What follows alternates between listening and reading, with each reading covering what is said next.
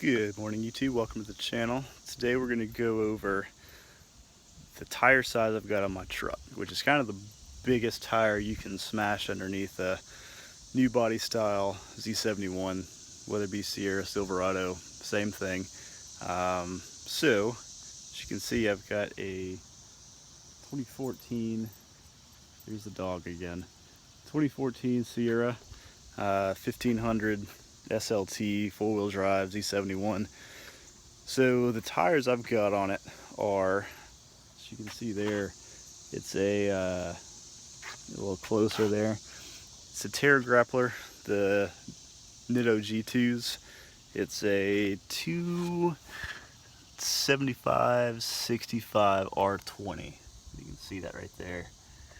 So kind of what that comes out to in that 20-inch rim size is a 34/1050. So 34 inches tall, 10.5 inches wide.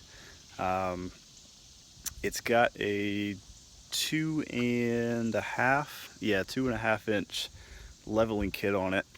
I don't know if you can kind of see that up in there a little bit.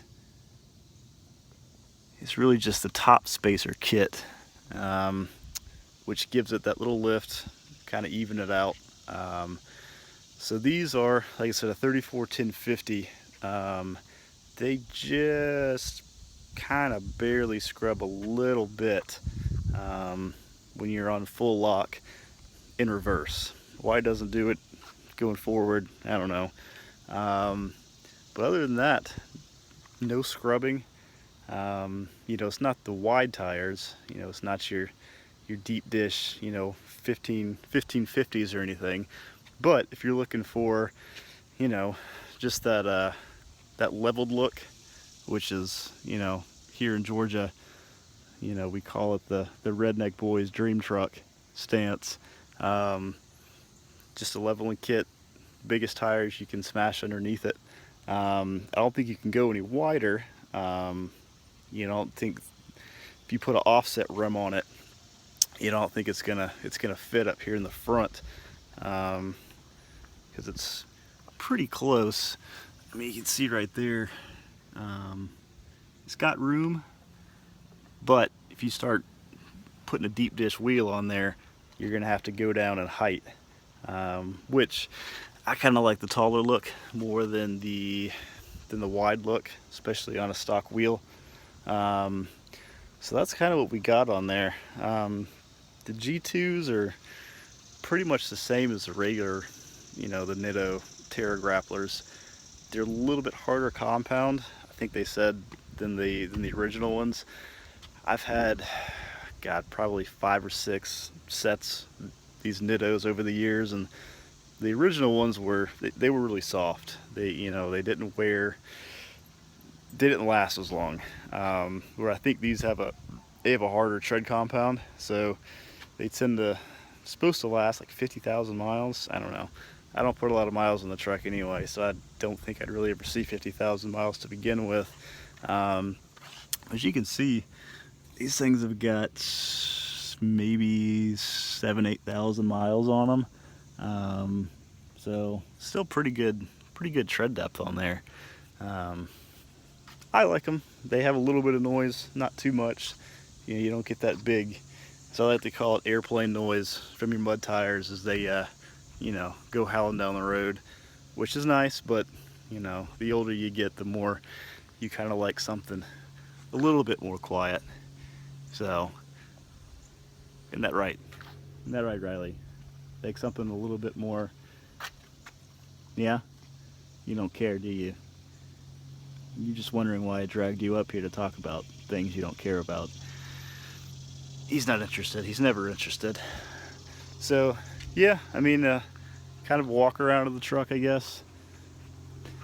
It's nothing too special. It just got the stock 20s leveling kit. It's dirty, obviously. It needs to be washed. So you can see the builder in our neighborhood took it upon himself to wash me in my truck, which is nice since it's black. Yeah, I'll just show you a little bit of the inside.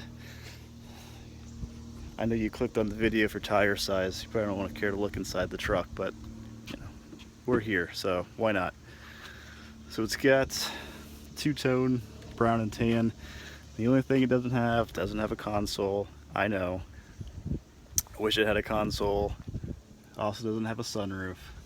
I wish it had a sunroof. But it is nice. SLT. You know, it's got your real wood grain. I'm pretty sure it's real. It's like a mahogany, I believe is what that probably is there. I'm pretty sure that's what that is. Along with the real, I think this is like some kind of Italian leather. So, you know, a little bit of upgrade. Definitely not pleather at all in any way. So, you know, it's got all your good creature comforts. Four-wheel drive stuff here. Got all your downhill assist,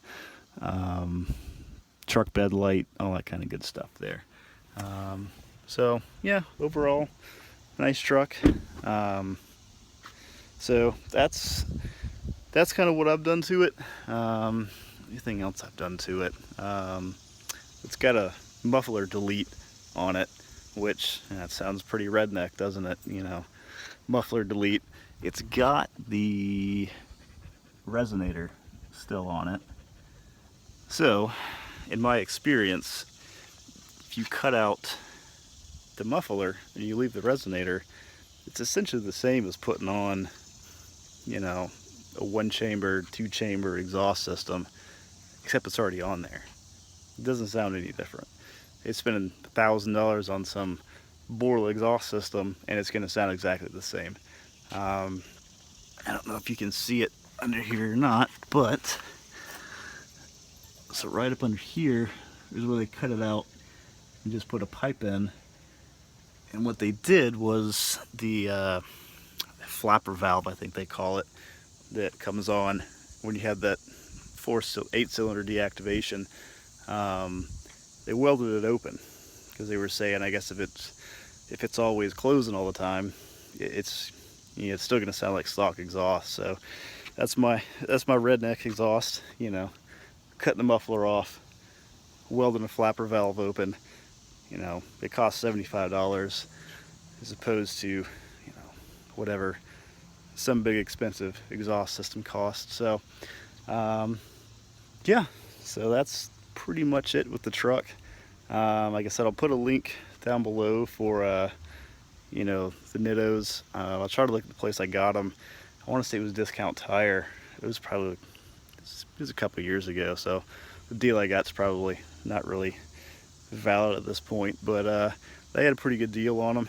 I think I spent, I want to say $1,200 mounted, I think, for you know, a 34 and a 20-inch rim, which really isn't bad.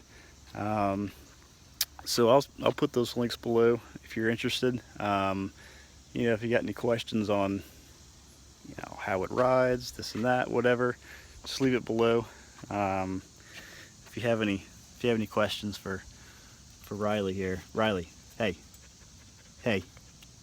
look, you mop head, look up here. Do you have any? No, he's not interested. He's laying in the shade. He needs a haircut. Just can't see anything. And he wants to go to the pool. We can't go to the pool. The rule says there's no dogs allowed in the pool. There's no dogs in the pool. Yeah. Anyway, well, like I said, that's pretty much it. If you like what you saw, subscribe, like, comment, come back. You know, if you want to see other stuff on this channel, just let me know.